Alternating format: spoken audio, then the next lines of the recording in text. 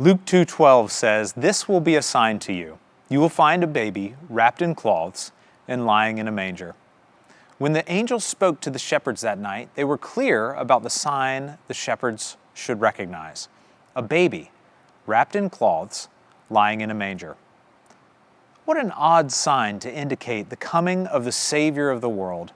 The sign the shepherds were given wasn't a crown, a cheering crowd, a parade, or a coronation.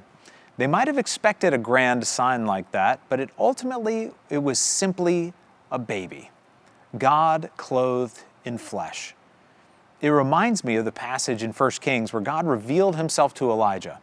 There was wind, an earthquake, and fire, but God was not in any of these. Surprisingly, God spoke to Elijah not via powerful signs, but in the still, small voice. All this reminds me that God's ways are not our ways. God's thoughts are not our thoughts, and He may choose to move or reveal Himself differently than we might expect or want Him to.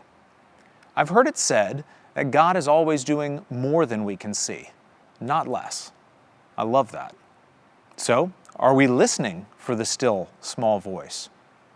Where might we see evidence of God's work in ordinary, everyday life? Where is He moving and revealing Himself that we might have trouble seeing? That little baby changed the world and our eternal destinies. What seemingly small works is God doing in our lives today that will shape who we are for His eternal purposes? May we have the eyes to see the signs of His work all around us this season.